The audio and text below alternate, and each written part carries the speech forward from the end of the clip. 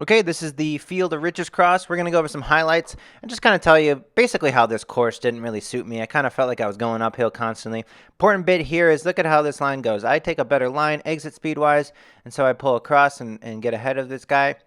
Again, the issue here that we talked about previously is not necessarily how you come into the corner, it's how you exit it. That's important. Your exit speed is the most important, and eventually he comes around. But the start of this race was okay. I mean, these guys passed me, my teammate included. You eventually get to this downhill section, and it's really fast. And again, it's going to take a ton of energy to pass someone when you're already going very fast downhill and there's some very limited space. And then you're eventually going to slam on your brakes here anyways to turn right around. So kind of important to be in front there if you wanted to be in front. This section was also difficult for me because I'm a bigger guy.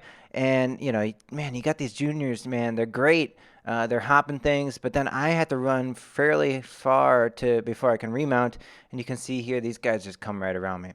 So not the greatest course design for me.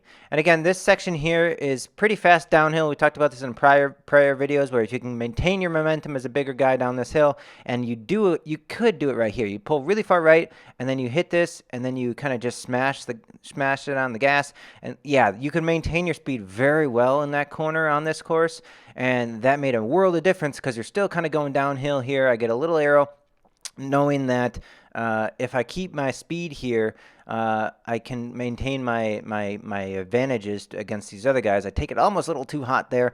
But the other main important part is if I can maintain my speed there, that means also that these hills right here that we're about to see won't be so problematic. And man, were they problematic for me because you had to go pretty darn deep for these hills just to maintain speed. So you can see here, these guys are getting away from me, which is fine. I know that's going to happen, but you just got to know that, hey, the expectation here is that I might get gapped up a little bit, and I need to figure out where can I make up those gaps in other sections. But you can see I'm still going uphill, and this is just an unfortunate part of this design of this course. And then the section where you can go downhill like here, you had to take a quite tight right turn and then take a left hand, which I didn't do so hot there. And so even the downhill sections where I tried to limit my weaknesses or just maintain my strengths with maintaining my speed downhills, they were kind of shunted by the fact that you just have a corner right at the bottom of those hills. So this course design just straight up did not suit me very much at all. And this turn was also kind of important because if you could maintain this a little bit of a late apex, then you could come out of it with a little bit more speed. So anyways, that's what's going on with this course. Again, you're going downhill a little bit here. I can already like fifth position. I kind of avoid some of the gravel cornering here into some chips, wood chips. So big important section there where if you could turn around pretty quick, you'd be all right. And then the final bit here is I find that these types of hills suit me pretty well. I maintain a good amount of speed. There's some roots there that you have to avoid, but this is just a short, punchy, strong effort. And it's a couple, I mean, it's like, what, 20 seconds here where you're going pretty hard, but then you eventually get some rest going downhill. So the downhill section of this was kind of important because you're going to see here, I can get to the bottom of this downhill, but if you take this corner better than I do right here, you can maintain a little bit more of that speed downhill into this subsequent uphill. And we're kind of getting towards the finish line here, so it's really important to maintain your speed.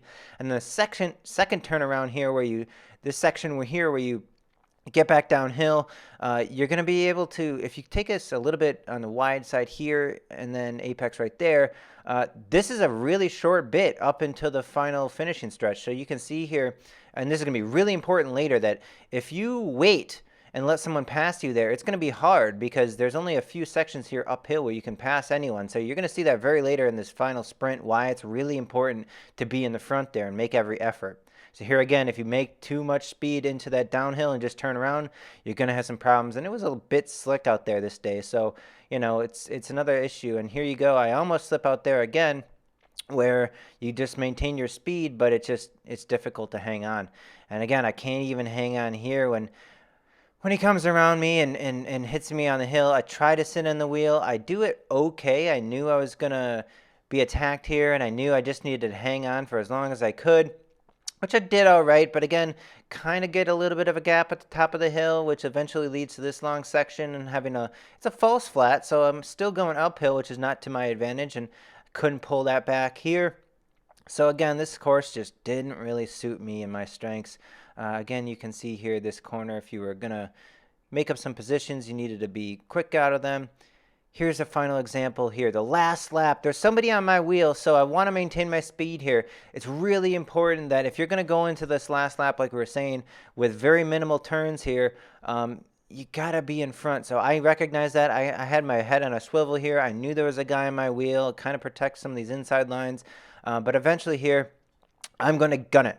It's better to sprint right here and be first in this corner than to sprint later, because the sprint later is not going to matter, right? So I make that sprint effort right there, protect my inside lines here, and then I realize I have a little bit of a gap here, but I'm still going to put on a little bit of power so that I know that he can't come around me. And that's the important bit of this this course and the design, where sometimes you just got to sprint before the final finishing sprint section. So hopefully you learned a thing or two here, and yeah, there'll be a couple more of these videos coming up. Thanks for watching, and be sure to subscribe so you don't miss them.